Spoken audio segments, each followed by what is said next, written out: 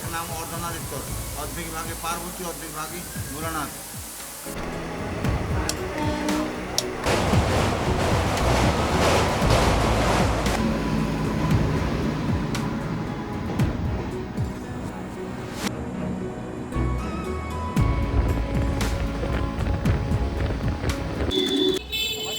Hello বন্ধুরা, তোমরা সবাই কেমন আছো? আশা করবো তোমরা সবাই সত্যি খুব সুন্দর এবং ভালোই রয়েছো।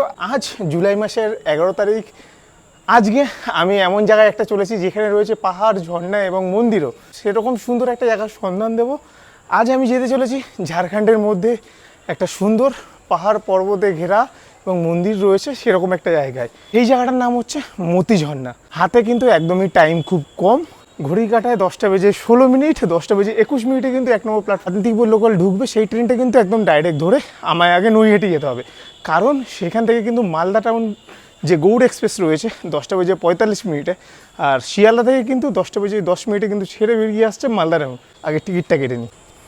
একটা রামপুরহাট ঘড়ি কাটায় কিন্তু এখন বাজে 10টা বেজে 41 মিনিট, আর আমি কিন্তু একটা টিকিট কেটে নিয়েছি আমার প্রাণের শহর শ্যামনগর থেকে একদম ডাইরেক্ট রামপুরহাট অবধি 196 কিলোমিটার। ভাড়া কিন্তু পড়লো 85 টাকার মতন। চলো আগে এই ট্রেনের টিকিটটা দিয়ে কিন্তু আমাকে আগে নৈহাটি অবধি যেতে হবে। নৈহাটি থেকে কিন্তু গৌড় এক্সপ্রেস রয়েছে, সেই ট্রেনটা কিন্তু 10টা বেজে 45 মিনিটে রয়েছে। সেই ট্রেন ধরেই কিন্তু আজ আমরা যাব রামপুরহাট। হচ্ছে ট্রেন চলে আসো।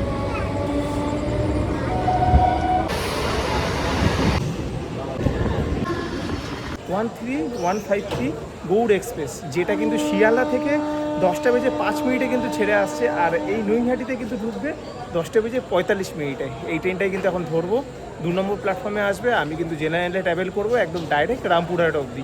যেভাবে এই ভিডিওটাতে আমি তোমাদেরকে দেখাবো সেইভাবেই কিন্তু কম খরচার মধ্যে তোমরা একদম ডাইরেক্ট ঝাড়খণ্ডের মতিঝিল ঝর্ণাতে গিয়ে পৌঁছাতে পারবে। Train number Shialda Malda Town Gowd Express number 2.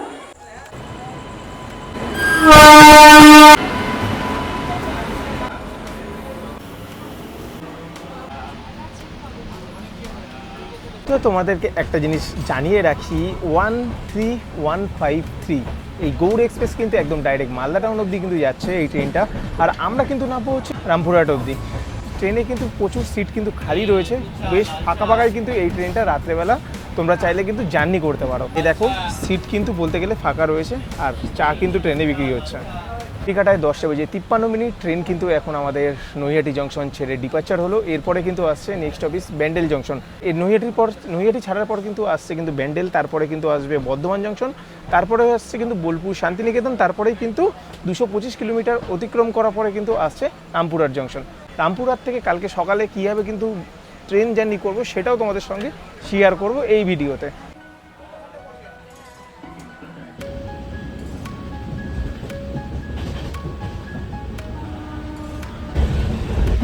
এই হচ্ছে ট্রেনের ভিড়, দেখো পুরো ফাঁকাই কিন্তু রয়েছে।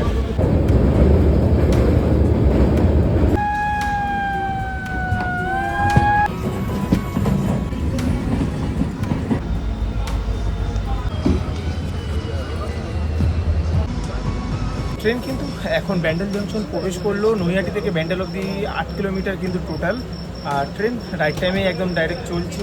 রাতের জার্নি বলে কিন্তু কিছু বাইরের দৃশ্য কিন্তু দেখানোর নেই, যেটুকুনি দেখবো সেটুকুনি তোমাদের সঙ্গে শেয়ার করবো।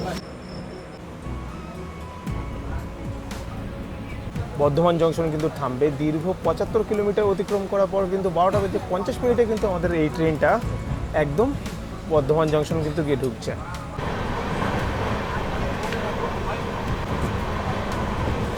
ট্রেন কিন্তু এখন তার নির্ধারিত গতি মেনেই কিন্তু ছুটে চলেছে কিন্তু ট্রেন।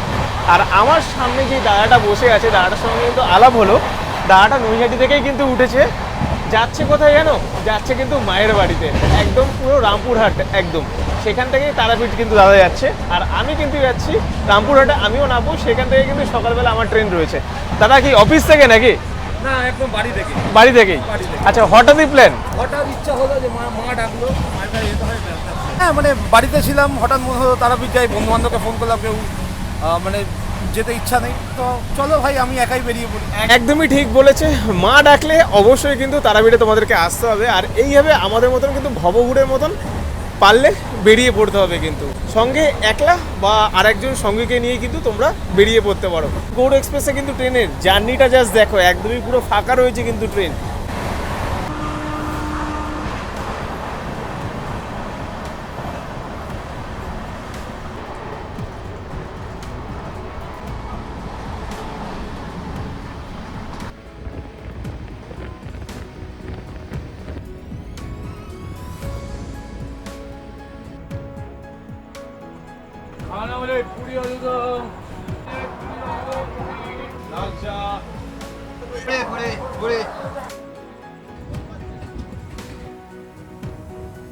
এখন কিন্তু ট্রেন বর্ধমান জংশন কিন্তু ছেড়ে দিল। বর্ধমান জংশন ছেড়ে দেওয়ার পর এরপরে কিন্তু আসছে বোলপুর শান্তিনিকেতন। 127 কিলোমিটার কিন্তু অতিক্রম করার পরেই কিন্তু ট্রেন আসছে বোলপুর শান্তিনিকেতন।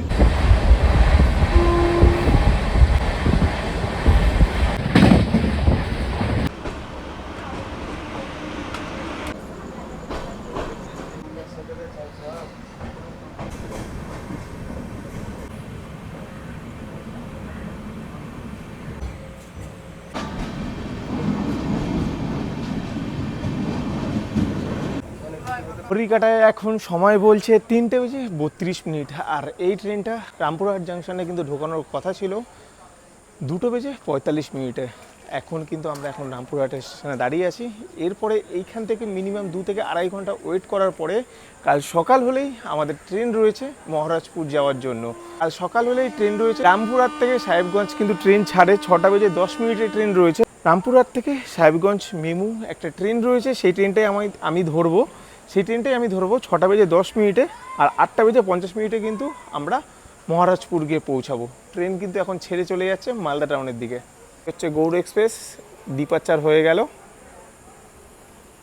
3:33।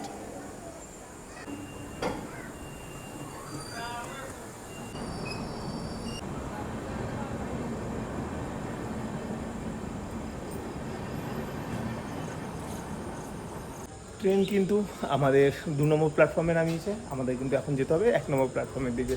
এখানে ওয়েটিং রুম রয়েছে, সেখানে গিয়ে একটু রেস্ট নেব, যেহেতু এখন ভোর সময় 3:37।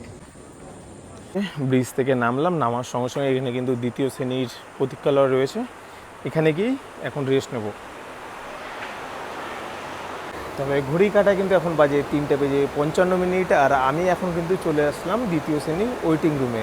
এখানে একবার দেখে নাও কত মানুষ কিন্তু এখানে এখন রেস্ট নিচ্ছে, এবং অনেক মানুষের কিন্তু কাল সকাল হলেই ট্রেন রয়েছে কিন্তু এখান থেকেই, এই রামপুরহাট জংশন থেকে। এখানে কিন্তু শৌচালয়ের ব্যবস্থা রয়েছে, চাইলে কিন্তু তোমরা ফ্রেশ হয়ে নিতে পারো এই জায়গা থেকে।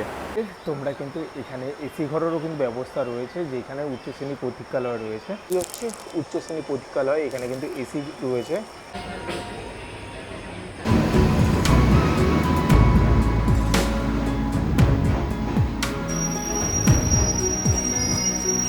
Good morning. ঘড়ির কাটায় কিন্তু এখন সময় বলছে 5:36। আর আমি এখন দাঁড়িয়ে আছি রামপুরহাট স্টেশনের বাইরে। দেখো এখন কিন্তু ভোরের আলো কিন্তু ফুটে গিয়েছে, আর 5:36 ঘড়ি কাটায়। চলো আগে ঝটপট করে কিন্তু ট্রেনের টিকিটটা কিন্তু এখান থেকে কাটতে হবে।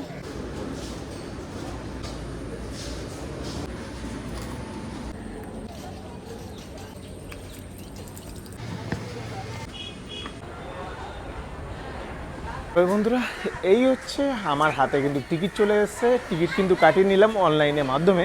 120 কিলোমিটার কিন্তু অবধি আজ আমরা এখন রামপুরহাট থেকে কিন্তু জার্নি করব, একদম ডাইরেক্ট মহারাজপুর অবধি। 3 নম্বর প্ল্যাটফর্মে কিন্তু ট্রেন দিয়েছে। চলো আগে ট্রেনের সামনে যাই, তারপরে তোমাদের বাদবাকি কথা বলছি। রামপুরহাট জংশনের 3 নম্বর প্ল্যাটফর্ম, এদিক দিয়ে কিন্তু আমরা নেমে যাবো। সামনে যেই ট্রেনটা দাঁড়িয়ে আছে এটাই কিন্তু মেমু ট্রেন।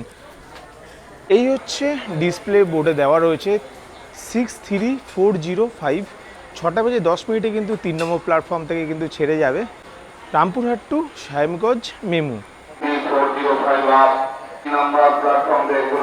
কিন্তু আমি যে ট্রেনটার সামনে দাঁড়িয়ে আছি এই ট্রেনটা কিন্তু একটা LHB কিন্তু কোচ।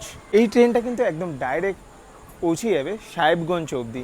120 কিলোমিটার কিন্তু অতিক্রম করে কিন্তু এই ট্রেনটা একদম ডাইরেক্ট মহারাজপুর অবধি যাবে। তো চলো সিটিং অ্যারেঞ্জমেন্টটা আমি একটু তোমাদেরকে দেখিয়ে দিই। এই হচ্ছে সিটিং অ্যারেঞ্জমেন্ট, দেখতে পাচ্ছ দুদিকে কিন্তু সিট রয়েছে, একদমই ফাঁকা, যেহেতু মেমু ট্রেন কিন্তু এটা। এই হচ্ছে আমার ব্যাগ রয়েছে, এখানে কিন্তু সিট রয়েছে। ঘড়ি কাটায় কিন্তু 6টা বেজে 10 মিনিট, ঘড়ি কাটায় কিন্তু 6টা বেজে 10 মিনিট। রামপুরহাট থেকে কিন্তু ছেড়ে এখন কিন্তু আমরা বেরোচ্ছি মহারাজপুরে স্টেশনের দিকে।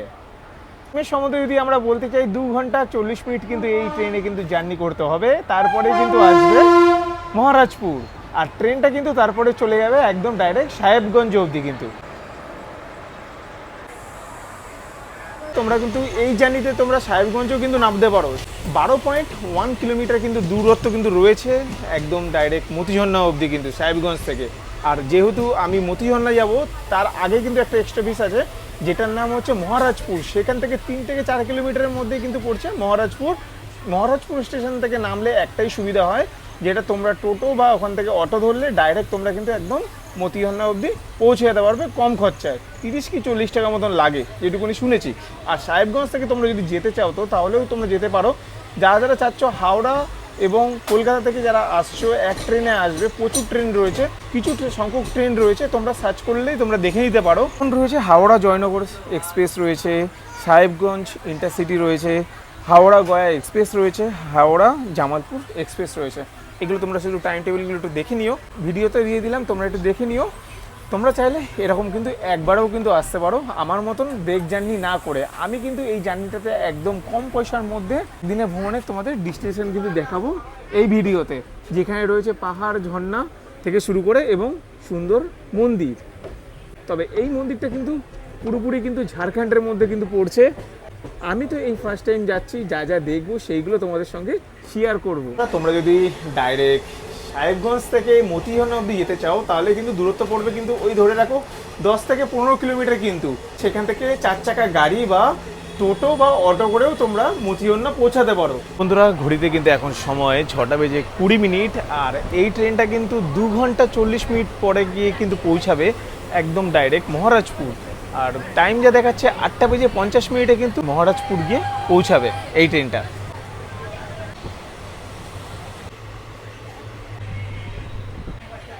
একটা কথা বলে রাখি, এই ট্রেনটা যেহেতু সকালবেলার ট্রেন, একদম 6টা বেজে 10 মিনিটের ট্রেন রামপুরহাট থেকে, তার কারণেই হয়তো ফাঁকাই রয়েছে কিন্তু এই ট্রেনটা, যা দেখে মনে হচ্ছে। এবং সামনের দিকে কি ভিড় হবে কিনা সেটাও কিন্তু এখনই কিছু বলা যাচ্ছে না, যেহেতু এখন ফাঁকা রয়েছে ওই জন্য তোমাদেরকে আপডেটটা দিলাম। এই ট্রেনটা কিন্তু একদম রামপুরহাট থেকে ছাড়ার পর মহারাজপুর অবধি কিন্তু টোটাল 119 কিলোমিটার কিন্তু জার্নি করব। ট্রেনটা টোটাল 18টা ইন্টারমিডিয়েট স্টপেজ কিন্তু ক্রসিং করার পর তারপরেই কিন্তু আসবে মহারাজপুর।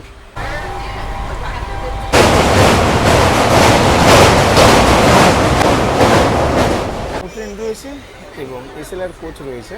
এই দেখো এখানে কিন্তু সুইচ রয়েছে, তোমরা কিন্তু চার্জিং প্লাগ পেয়ে যাচ্ছ। এখানে পাকা সুইচ রয়েছে, এদিকেও কিন্তু একটা চার্জিং প্লাগ রয়েছে।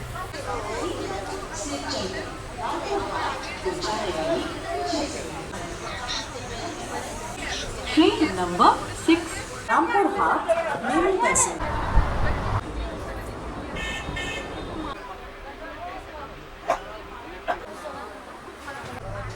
এই যে প্ল্যাটফর্মটা গেল, এই প্ল্যাটফর্মে কিন্তু প্রচুর পরিমাণে কিন্তু কলা উঠলো দেখলাম। মানে এইখানে কলা চাষ কিন্তু প্রচুর পরিমাণে হয়, এই জন্য এই সমস্ত ট্রেনে সকাল সকাল প্রচুর লোকেরা এরকম কিন্তু মানে ক্যারেটে ক্যারেটে কিন্তু কলা উঠাচ্ছে, সেটাও দেখলাম।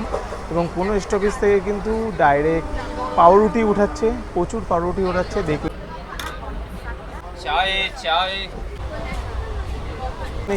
তবে এই ট্রেনে যা দেখছি, যারা টিকিট কেটে ওঠেনি তাদের কাছে কিন্তু বেশ মোটা অঙ্কের কিন্তু একটা ফাইন নেওয়া হচ্ছে। কিন্তু বন্ধুরা, আমরা কিন্তু এখন পশ্চিমবঙ্গের রাজ্যের লাস্ট স্টেশন কিন্তু আমরা এখন ক্রস করছি। এই স্টেশনটার নাম হচ্ছে নগরনবী। এরপরেই কিন্তু ঝাড়খণ্ডের মধ্যে কিন্তু পড়ে যাবে, সেই স্টেশনটার নাম হচ্ছে পাকুড়। কি না অদ্ভুত একটা সময় এবং অদ্ভুত দৃশ্য, সব কিছুই কিন্তু একই রয়েছে। আমরা কিন্তু এই একটা স্টেশনের পরেই আমরা ঝাড়খণ্ড রাজ্যের মধ্যে প্রবেশ করব।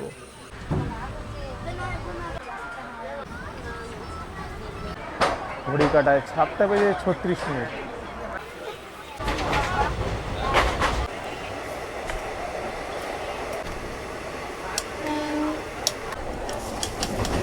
কাল যেহেতু একবারে রাতের বেলা ট্রেন জার্নি শুরু করেছি, ওই জন্য বাড়ি থেকে কিন্তু একবারে রাতের ডিনার সেরেই কিন্তু বেরিয়েছি। আর এই সকালবেলা মুড়ি দিয়ে কিন্তু সকালে আজ ব্রেকফাস্ট কিন্তু শুরু হচ্ছে।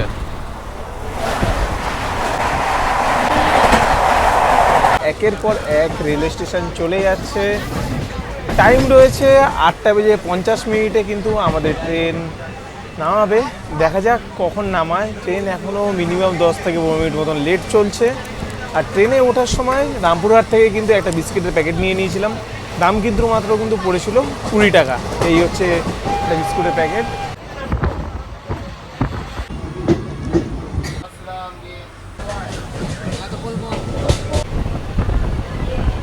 বর্ষার সময় পাহাড়ে আসলে পাহাড়ের একটা আলাদাই কিন্তু রূপ দেখতে পাই। চারদিকের বর্ষণের সময় এখন পুরো সবুজে মোড়া কিন্তু এই পাহাড়।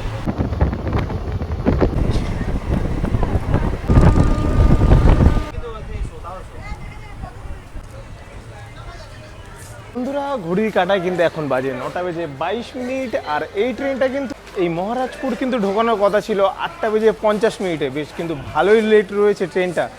ট্রেন কিন্তু এখন সাহেবগঞ্জের দিকে বেরিয়ে যাচ্ছে। এটা কিন্তু 2 নম্বর প্ল্যাটফর্মে দাঁড়িয়েছিল। আর এই হচ্ছে 1 নম্বর প্ল্যাটফর্ম। এইদিকে কিন্তু আমাদের যেতে হবে। চলো, ফুটওভার ব্রিজ ধরে ওপর থেকে আসবে। এখানেই কিন্তু টোটো এবং অটো দাঁড়িয়ে থাকে। আমাদের এদিক দিয়েই বাইরে যেতে হবে। এরকম কিন্তু বাইরে তোমরা আসলে কিন্তু এই সাইডে কিন্তু টোটো আছে, এদিকে কিন্তু অটোও রয়েছে। মাথা পিছু কিন্তু 20 টাকা করে লাগবে। আচ্ছা, এখান থেকে মতিঝর্ণা কত কিলোমিটার? 4 কিলোমিটার। আমি তোমাদেরকে যেটা বলেছিলাম। আর সাহেবগঞ্জ থেকে একটু বেশি লাগে না সময়? সাহেবগঞ্জ থেকে 15 কিলোমিটার। আর এই মহারাজপুর থেকে কিন্তু 4 কিলোমিটার। সময় কিন্তু খুবই কম লাগবে। আর ভাড়া হচ্ছে 20 টাকা করে কিন্তু।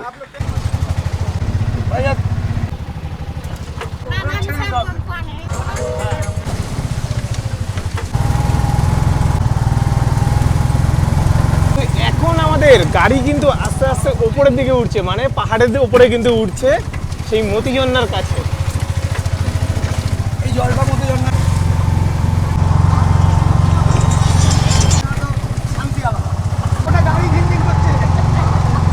গাড়ির ড্রাইভার দাদা বলছে এখান থেকে কিছুটা উপরটা হেঁটে যেতে, কারণ এখানটা অনেকটা কিন্তু চড়াই রয়েছে। ওই জন্য গাড়িটা কিন্তু উপরে উঠবে না এতগুলো মানুষ নিয়ে। মোট 10 জন কিন্তু আছে এই গাড়িতে।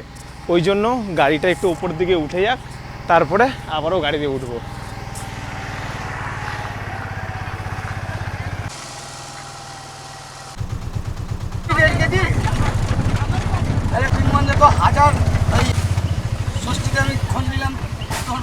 আমি এখন কিন্তু চলে আসলাম ঠিক এই মতিঝর্ণা গেটের সামনে।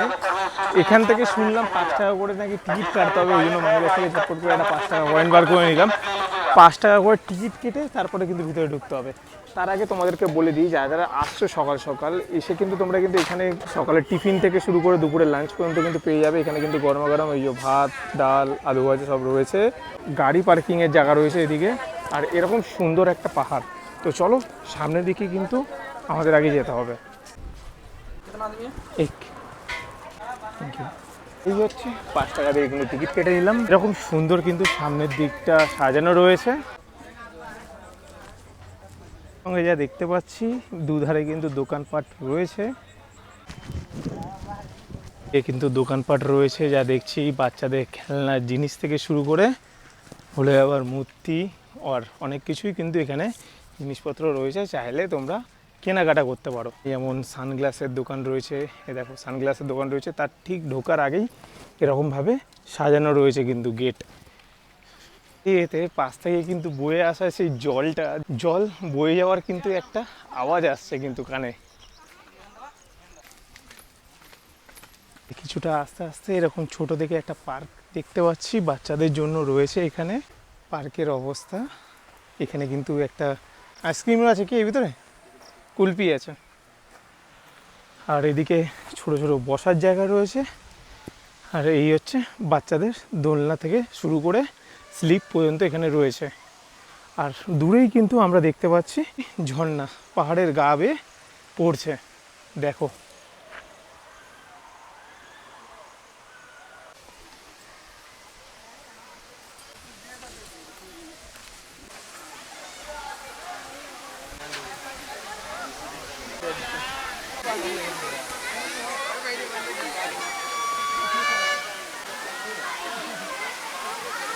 ওয়েলকাম টু মতি ঝর্ণা। দেখো কতই না সুন্দর লাগছে, পাহাড়ের ওপর থেকে কিন্তু বয়ে আসছে সেই ঝর্ণার জলটা, সেটা কিন্তু নিচে এসে পড়ছে এবং নিচে এরকম সুন্দরভাবে একটা ছোট পুকুর টাইপের করা রয়েছে, জলরাশি যেখানে জমা হচ্ছে, সেখানে ঝর্ণার জলে কিন্তু মানুষজনেরা স্নান করছে। এর মধ্যে কিন্তু এই যে বাদর মহাশয় রয়েছে, এখানে হনুমান মহাশয় রয়েছে, এদের হাত থেকে কিন্তু বেঁচে।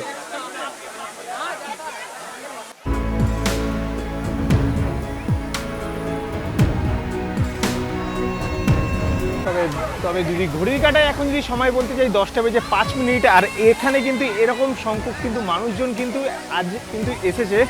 আজ কিন্তু জুলাই মাসের 12 তারিখ, আর এখানে কিন্তু প্রচুর সংখ্যক লোক দেখতে পাচ্ছে কিন্তু এই মতি ঝর্ণায় এসে মজা করছে। কিন্তু ওই যে জলটা উপর থেকে পড়ছে ওখানেও কিন্তু যাওয়ার ইচ্ছে রয়েছে, যদি যাই তো তোমাদের সঙ্গে অবশ্যই শেয়ার করব।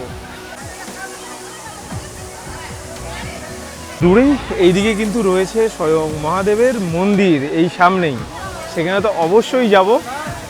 বন্ধুরা এই মুহূর্তে কিন্তু একদম আমি ঝর্ণার সামনে রয়েছি, খুব সুন্দর লাগছে, জলরাশি কিন্তু ছিটে আসছে চারদিক দিয়ে। এখানে দেখো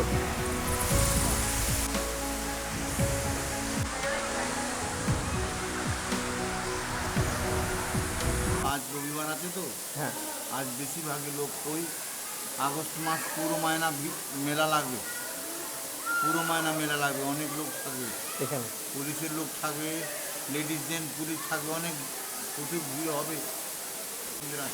যাকে অর্ধনারীশ্বর বলা যায়, এর এক নাম অর্ধনারীশ্বর, অর্ধেক ভাগে পার্বতী, অর্ধেক ভাগে ভোলানাথ।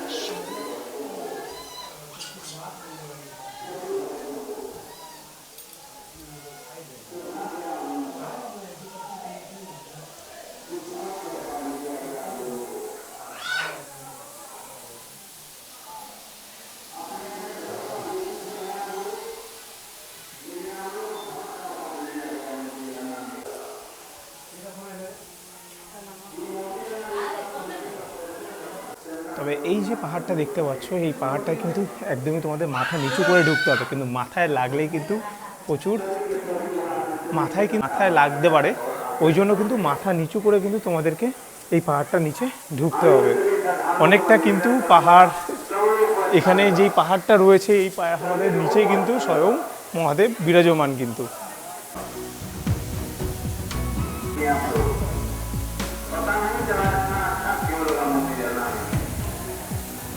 फिर मैं पूछूंगा कि इसके बाद बताओ क्यों अच्छा लगा।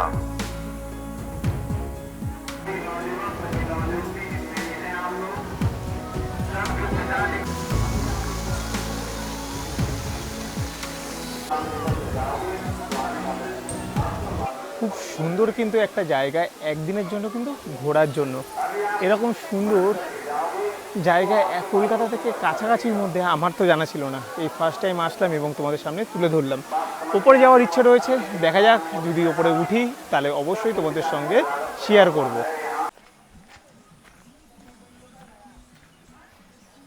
এখানেও কিন্তু টিকিট কাটতে হলো, একদম ঝর্ণা যেখান থেকে পড়ছে সেই জায়গাটা যাওয়ার জন্য।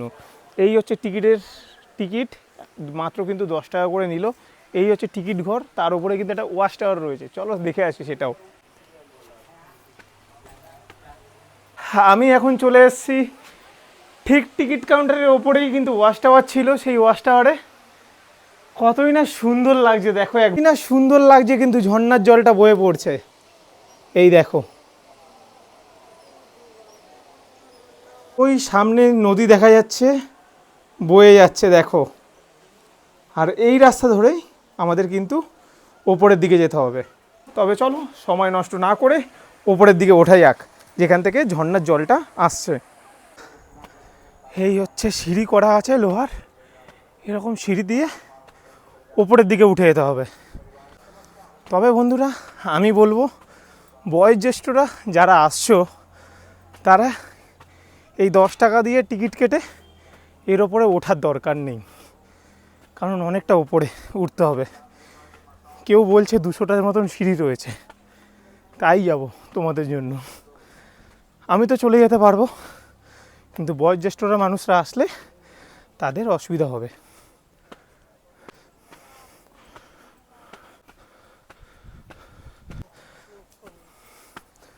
আমি নিজেই হাঁপিয়ে যাচ্ছি। कैसे लगता है? সামনে মাথায় করে বোতল নিয়ে যাচ্ছে বিক্রি করার জন্য উপরে। এদের স্ট্যামিনাটা, এদের গায়ের কষ্টটা ভাবো একবার। দেখো এই জলের বোতল নিয়ে কোথায় যাচ্ছ ভাই? ওপরে হাঁপিয়ে গেছে, কথা বলতে পারছে না বাচ্চাগুলো।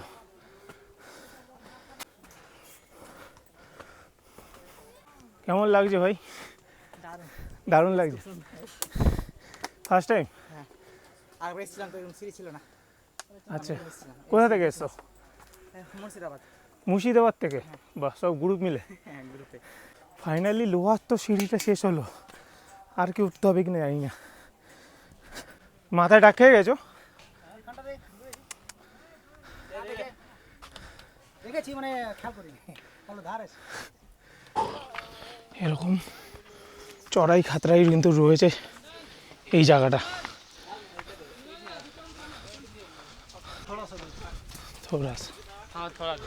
তার ভিউটা দেখো কি সুন্দর লাগছে, ঠিক যেন পরেশনাথ পাহাড়ে যেমন গিয়েছিলাম ওরকম কিন্তু ভিউ চারদিকটা। আর এখানে কিছু পাথরের ওপর কারুকার্য করা রয়েছে, হাতির নকশা করা মুখের। তবে এই জায়গাটা দেখো কতটাই না ঢাল, আবার কতটাই না উপরের দিকে উঠে গিয়েছে। ফাইনালি কিন্তু উপরে উঠে গিয়েছি, পুরো জামা ঠামা ভিজে একাকার। এই বর্ষার টাইমেও কিন্তু পুরো জামা ঠামা পুরো ভিজে গিয়েছে। এইখান থেকেই কিন্তু জলটা পড়ছে পাহাড়ে, এখান থেকে কিন্তু জলটা বেয়ে নিচের দিকে পড়ছে। নিচেই কিন্তু মন্দির রয়েছে, এই জলটা আসছে এই দিক থেকে। এখান থেকে কিন্তু জল বেয়ে নিচের দিকে কিন্তু পড়ছে পুরো, এই জলটাই পুরো নিচে পড়ছে। এই হচ্ছে জল আসছে এদিক থেকে, পাহাড়ের জল বয়ে।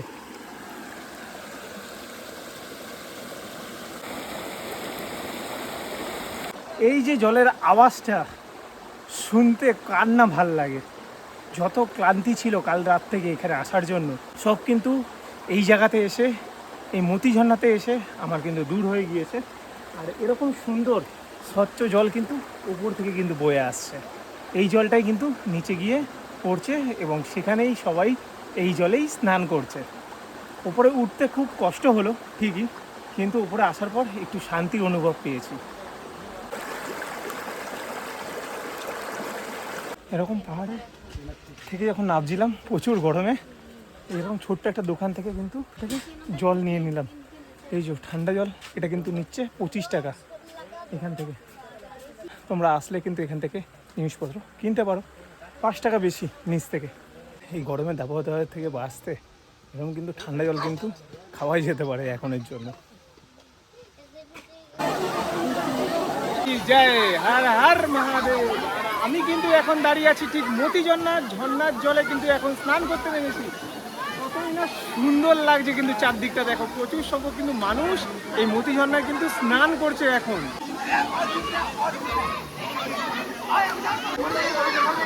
হর হর মহাদেব।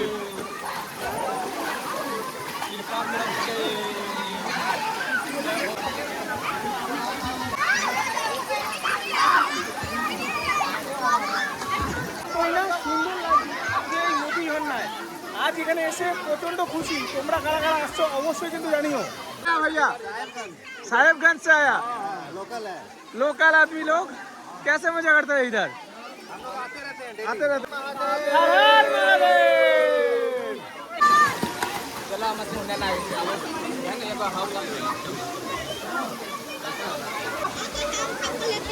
কিন্তু চাইলে তোমরা ইনস্ট্যান্টও কিন্তু ফটো তুলতে পারবে। 30 টাকা করে কিন্তু মাত্র, সঙ্গে সঙ্গে তোমাদের ফটো দিয়ে দেবে।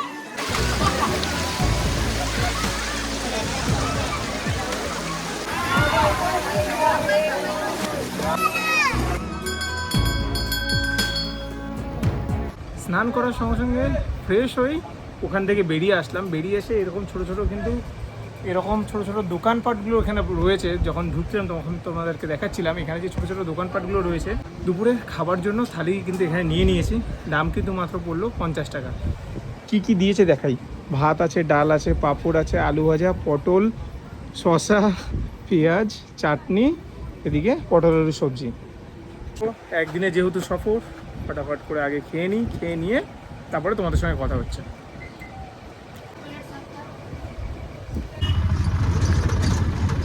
তো বন্ধুরা, আমি কিন্তু এখন রাজমহল ঘাটে কিন্তু চলে এসেছি।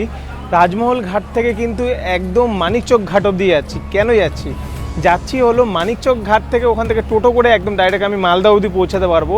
মালদায় গেলে কিন্তু সেখান থেকে আমার অ্যাভেলেবেল কিন্তু কলকাতায় যাওয়ার ট্রেন রয়েছে, অ্যাপসে যা দেখলাম। না হলে দুপুরবেলায় কিন্তু সাহেবগঞ্জ থেকে 1:53 একটা ট্রেন রয়েছে। আমার কিন্তু বিকেলবেলা 5:18 মহারাজপুর থেকে একদম ডাইরেক্ট রামপুরহাট অবধি কিন্তু যাওয়ার কথা ছিল। 8:55 কিন্তু রাত্রেবেলা রামপুরহাট গিয়ে পৌঁছাতো। তারপরে যে সমস্ত ট্রেনগুলো ছিল আজকে যেহেতু লেট রয়েছে, ওই জন্যই কিন্তু আমি এই ডিসিশানটা নিই। এখান থেকে একদম ডাইরেক্ট একবারে মালদা টাউন কিন্তু পৌঁছানো যায়, সেটা একটু শেয়ারিংভাবে। ওই জন্যই আজকে কিন্তু এইভাবে কিন্তু আমি এখন জার্নি করে মালদা টাউনের স্টেশন গিয়ে কিন্তু পৌঁছাচ্ছি। এই ছিল আজকের ভিডিও। যদি ভিডিওটা ভালো লেগে থাকে তাহলে কিন্তু প্লিজ লাইক, কমেন্ট, একটু শেয়ার অন্তত করে দিও। দেখা হচ্ছে নতুন কোনো ভিডিওতে। ততদিনের জন্য কিন্তু ভালো থাকতে হবে, সুস্থ থাকতে হবে। আর আমি কিন্তু এখন গঙ্গাবক্ষের ওপর থেকে কিন্তু যাচ্ছি মালদা টাউন স্টেশন।